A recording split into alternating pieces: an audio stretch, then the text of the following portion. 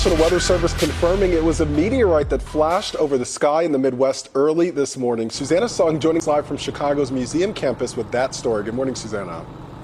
Good morning, Lionel. Imagine a rock the size of a car falling from the sky. Well, that's what many of you saw. A meteor that was traveling about 45,000 miles an hour. It then exploded about 10 miles up into the sky and then fell into the water in Lake Michigan near Wisconsin. Do you think that piece of rock would look similar to the one that landed in Lake Michigan? Yes, about 90% of all meteorites are this stony type of meteorite. They're black on the outside, and they look like they kind of look like a normal rock and feel like a normal rock, but they're very unique and have characteristics that if you're trained and you know what to look for, you wouldn't see in any other type of rock. Scientists will never find those rocks in Lake Michigan to verify it, but this video is proof it happened. The green fireball flashed in the sky at 1:27 a.m. This video was caught on a police dash camera by a Lisle police officer who couldn't believe what he saw and went back and found the recording. A woman near Milwaukee captured this on her cell phone as she drove. The fireball illuminates the sky. In fact, there were more than 185 reports of a fireball in the sky overnight, primarily from Illinois and Wisconsin, but as far away as New York, Minnesota, and Ontario, Canada. And another shot of the meteor from a Morton Grove police officer who recorded it on his cell phone. The map below shows the trajectory. All the dots are where witnesses reported seeing a fireball. It looks like it traveled northeast, landing in Lake Michigan, north of Sheboygan, Wisconsin. I talked to Mike Hinckley of the American Meteor Society. What were you thinking when you saw it? It's a great way to start the day. It's moving tens of thousands of miles per hour in a vacuum with no friction or forces working against it. And when it hits our atmosphere, it becomes dense and there's all this friction and it slows down immediately. And all the air around it, ionizes, and that's what creates all this light. The object itself melts and then explodes. So you see at the end of these videos this huge explosion, and that's literally the rocks breaking up into thousands of little pieces. So when we see that bright light, that's when it's breaking up? When it intensifies and gets super bright, that's an explosion that we're seeing. After 8 hours of continuous rain, this is what the city of Lambayeque in northern Peru looks like. People who live here say their lives have been turned upside down. We have been flooded with water. The police station is flooded. All the houses are filled with water. We can't even work. Forecasters say the rains have been fueled by unusually warm temperatures in the Pacific. The floods are happening months after the country was hit by a severe drought and wildfires. The Peruvian president is visiting affected areas. He's promising money to improve Peru's infrastructure in order to prevent future flooding. We're declaring a state of emergency and there are funds to help. What we have to do further down the line is to make sure that all of Peru has paved roads and drainage, because the problem comes from these clay streets. When there's a lot of rain, they fill up. In the town of Huaquipa in western Peru, 31-year-old Sonia Sanchez is exhausted and frustrated. It's the third time her home has flooded. Her family's been forced to move into an emergency relief tent until their house is habitable again. It all happened so fast. You can't imagine the despair we feel. The water came so quickly that we didn't have time to move anything away, and the house ended up like this. The government has declared a 60-day state of emergency. At least 30,000 homes have been damaged, and more than 800,000 people are short of clean drinking water. Now, let's take a look at New York City. Here's a sea level rise of 1, 3, 5, and 8 feet, and how that could impact the city. We're talking about the airports underwater, inundating those airports. Hurricane Sandy, of course, in 2012 was a turning point, and the storm highlighted New York City's vulnerabilities to coastal storms and rising seas. Thousands of buildings were damaged. Individual property values across the 5 boroughs dipped nearly $20,000 after Sandy. Now, listen to this. The official value of all the assessed property in New York City tops $1 trillion in 2017. And look at what happens when there's an 8-foot sea level rise. There's a lot of real estate and money that is going to be underwater. So To talk more about this and New York City, of course, can't wait 70 years to address the issue. The Office of Recovery and Resilience looks at the risks that the city faces when it comes to climate change. And joining me now from the office is Daniel Zarelli. He is the Chief Resilience Officer. Thank you so much for being with us this morning. We appreciate it. You were quoted as saying, adapting the city for the risks of climate change is one of the greatest challenges of our time. So why is that, and what are the challenges? Good morning, Stephanie. It's great to be on the show again. Let me just talk about what that means. So we face a number of risks in New York City, for sure. But as you pointed out, Hurricane Sandy really highlighted our risks to the vulnerabilities of climate change. 44 lives lost, $19 billion in damages and lost economic activity. And the way we responded to that, I think, is really important. And some of the innovation that came out of Sandy was to really think broader about the risks we face from climate change. And what we've already seen here in New York City, we've seen a foot of sea level rise in New York City since 1900. We've seen continued higher incidence of rain events in the last 40 years here in New York City. More incidents of storms, and certainly this is now globally the third year of record heat across the globe in 2016. And so looking forward, and we're guided by the New York City Panel on Climate Change on this, we're looking in particular at sea level rise of 1 to 2 feet by the 2050s and potentially as high as 6 feet beyond that. Yeah. It's all pointing to the fact that this can really impact our neighborhoods, our communities, our economy, and we need to be prepared and we need to be ready to withstand and adapt to these risks.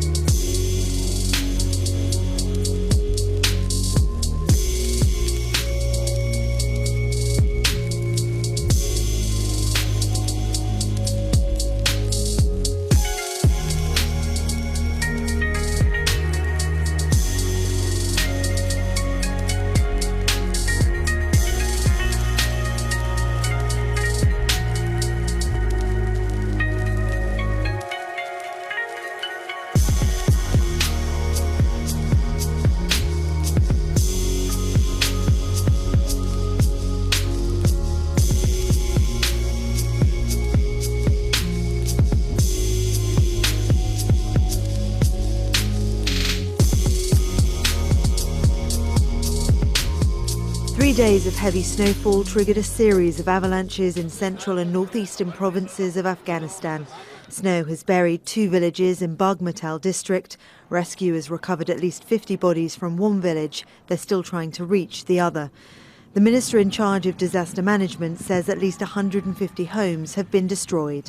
In the last 72 hours, unfortunately, citizens have been killed, others have been injured, and homes have been completely destroyed due to the cold weather. Rescue teams have been sent to help people who are trapped, but efforts are slow because heavy snow is blocking roads. The Afghan government says it's expecting more avalanches over the next 2 days. So they have actually put a response team on standby to act upon and to have ground support wherever needed. They are trying to connect the capital and the district center so that the response can be sooner. The government declared Sunday a public holiday to deter non-essential travel and ensure schools were closed. It's asked UN rescue teams to be on standby in case it needs help reaching more people in remote areas. So every once in a while you'll get a really big, nasty storm that forms in the North Atlantic Ocean. And just to give you some perspective here, this is a storm that's going on right now. This one looks incredible. I mean, you'd see this on the cover of a synoptic meteorology class for sure. United States is down here. You've got Greenland and Iceland up toward the north. This is Portugal, Spain, the Strait of Gibraltar, Africa down here. So this is up in the North Atlantic, and this thing is strong. I mean, we're talking, 940 millibars, the lowest pressure there at the center, something pretty close to that.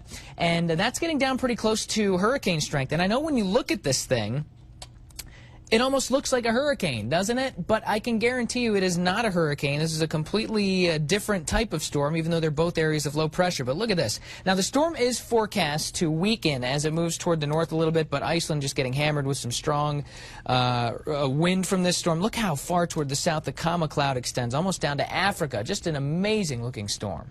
In Japan, radiation levels inside a reactor at a disabled Fukushima nuclear plant are thought to be potent enough to kill humans in a matter of seconds. After analyzing the plant's number 2 reactor, Tokyo Electric Power Company, the site's operator, reported that radiation levels are far higher than previous record detected in 2012. They also found that a metal grating on a container of nuclear fuel has caved in, essentially creating a hole about 1 meter in diameter. Nearly 6 years ago, an earthquake on Japan's northeast coast triggered a tsunami which sent 3 of the plant's reactors into meltdown. It was regarded as the worst nuke since Chernobyl in 1986. Wide discussion after a church placed a sign outside saying immigrants and refugees welcome. 23 ABC's Andrew Worth joins us now from that church with more. Andrew. Yeah, Brandon, here outside the First Congressional Church, you can see the sign that's been here for a few months. Organizers and staff here at the church say the original message behind this wasn't meant to bring up all of this attention, but in the last couple of weeks, it has. If you're driving past Real Road on Stockdale Highway, the first thing you see is a sign for a church. But just behind that, another sign, one that has people talking. This sign, much like Jesus' ministry, asks, who is my neighbor? And how do we look at each other as neighbor? The words immigrants and refugees welcome run across the sign. Staubenfeld says the sign was put in place just before Christmas this past year and well before President Trump's executive orders, explaining their decision was not influenced by politics. Everyone is loved. The word all is peppered throughout the gospel. There are no exception clauses. As we walked to the sanctuary, Staubenfeld explained the staff saw nothing wrong with making it known their doors are always open, especially in a time with 65 million refugees scattered across the world. There's always room. We have people rich, poor. We have people of white, brown, black. We have folk who are straight and gay and trans. And we welcome all. Staubenfeld saying he believes that diversity and their open door policy is part of what makes their congregation unique and special, because in reality, a sign is just a sign. The number of people whose lives have been transformed is incredible, because not everyone believes or has ever felt that they were cared for. When subway riders noticed swastikas scrawled on a train, they weren't about to sit back and do nothing. Instead, they quickly jumped in to wipe away hate. CBS 2's Aaron Logan has the story from Tribeca. This is the first thing Jared Need noticed when he got on a one train Saturday. How could he not? I mean, the car was covered, like all the maps. Covered in black marker with Nazi symbols, swastikas, even, quote, Jews belong in the oven. The woman sitting opposite me under the map, I must have read it on my face, because she just looked at me and goes, I know, isn't it awful? I mean, maybe there's some way to erase it. He quickly realized alcohol takes off Sharpie. So what would people likely have with them on the train that has alcohol in it? Need thought hand sanitizer. All he did was ask. Many handed it over or used it themselves. Dabbed it on, and as soon as the people on the car saw the marker coming off, like I could just feel the energy pick up. Just 2 days before this, a passenger on a B train noticed an American flag with swastikas drawn on it in green. Then the swastika boxed out in black with the letters LOVE. Governor Cuomo tweeting, "This is what New Yorkers do. We turn hate into love." Other passengers were glad they didn't see any of these hate messages firsthand. It's very nasty. But Need's involvement? I think what he did was typical of New York values. As for Need's feelings as he and other passengers wiped those hate messages away. Unified and just powerful, in a good way. A feeling he hopes everyone experiences more often.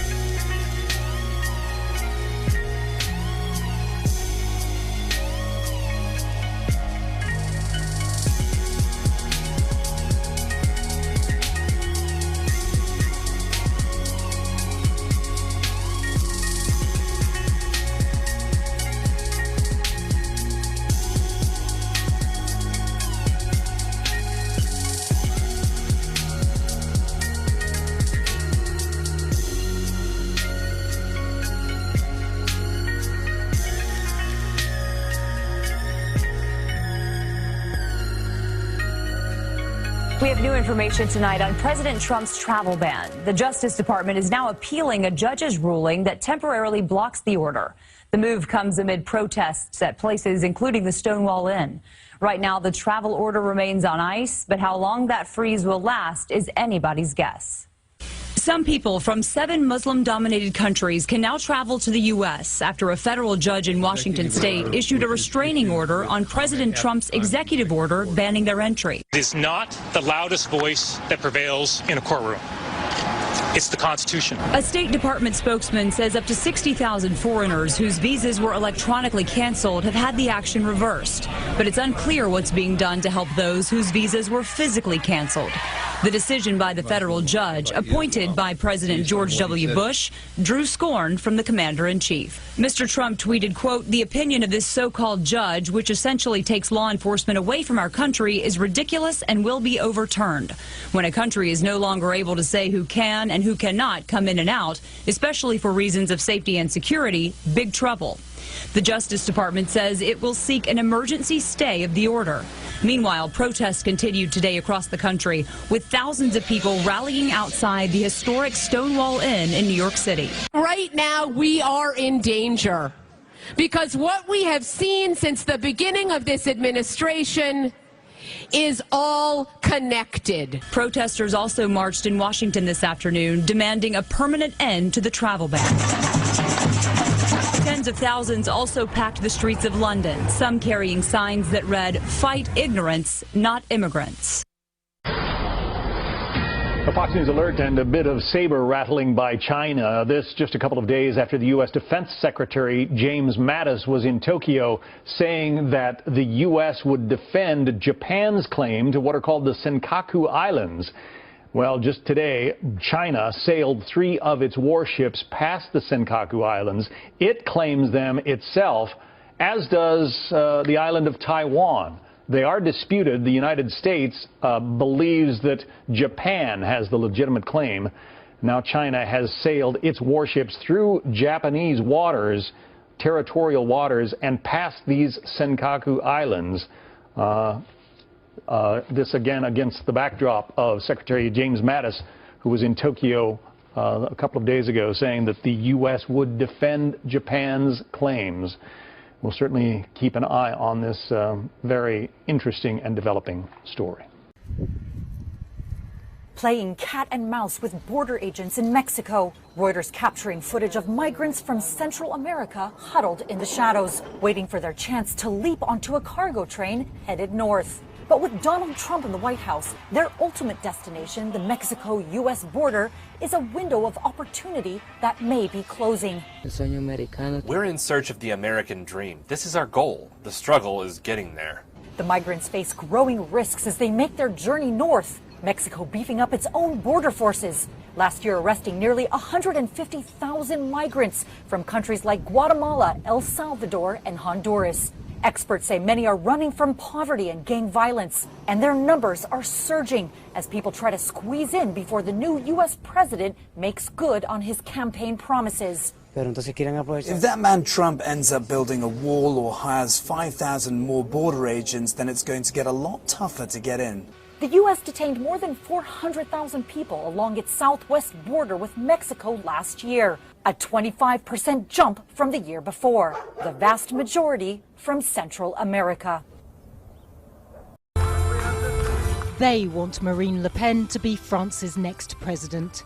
And as she took to the stage, the far-right candidate had a clear message that France's culture and values are under threat, and she will fight for French sovereignty.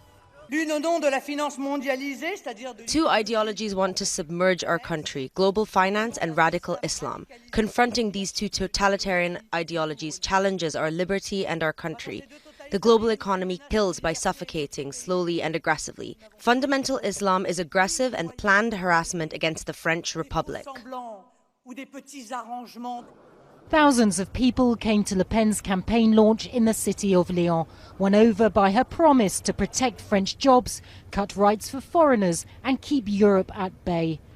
Campaign posters tell a story of a nation where poverty leaves French citizens in the cold but houses refugees. Marine Le Pen and the National Front say things as they are. Today, we're in a situation where being French gives you less rights than being a foreigner. Marine Le Pen is positioning herself as the anti-elite, anti-establishment presidential candidate in this election. She says that French voters are simply fed up of traditional politics and politicians. And after the Brexit vote and Donald Trump's victory in the United States, the feeling is here that this is her moment. Patriots across the world are rising up and saying there is something wrong, which is why they are voting for people who represent the people. Marine Le Pen is our last chance. She has to win now. Le Pen's been trying to soften her image, but some say she remains too extreme for most voters. Opinion polls suggest she'd make it to the first round of the election, but lose in the final runoff. Most research indicates that 70% of French voters reject the idea of the National Front, so it's hard to see how she could win the presidential election in May. With the Conservative candidate and former front-runner François Fillon fighting accusations of paying relatives for fake jobs, the race has opened up for centrist candidate Emmanuel Macron, who's socially liberal and pro-business. Macron was also campaigning in Lyon in a race which is increasingly unpredictable. Natasha Butler, Al Jazeera, Lyon. Returning here is not easy for Cecilia Penal. Her 2 children attended this Catholic institution for children with hearing difficulties. She recently found out they'd been abused. When she was at school, she was aggressive, she screamed, she cut herself. She had to be medicated. We believed here they would have a chance to learn how to speak and improve their lives. But that didn't happen. Both her children, now in their 20s, were called 3 months ago to testify in an investigation into the abuse of at least 24 children at the Próbolo Institute here in Mendoza. For years, dozens of children were allegedly raped and abused in this institute that was supposed to help them cope with their hearing disability. What shocked people even more is that one of the priests reportedly involved in molesting children, Nicola Corradi, had already been accused in the past of similar crimes in Italy. For many, this is just another example of the church's attempt to hide those involved in sexual abuse. Nicola Corradi, one of the 2 priests who is currently imprisoned, is 82 years old. In 2009, a group of victims from the Próbolo Institute in Verona, Italy, denounced priests who allegedly abused them. Recently, they released this video asking Pope Francis to intervene. After handing a list to the Pope 3 years ago with the names of the abusive priests, they included Nicola Corradi, who was living in the Pope's native Argentina. The church moves in 2 ways. If the abuses have not made it to the news, they move the priest to another location. But if the abuses are made public, then they start asking for forgiveness and will assist in the investigation. The adopted daughter of Paola González was also a victim. She is now 14 years old. She told me that someone was taking her clothes. She cannot speak well, but she showed me with signs. They take advantage of children that are vulnerable. Church leaders in Mendoza say they had no information about what was happening in the institute. We are trying not to hide things anymore and confront them. The Pope has said there is zero-tolerance approach, and that's what we are trying to do. The initiative is coming a little too late for the families affected. Their children have been scarred for life by the lack of controls in an institution that was supposed to help them. They are demanding justice.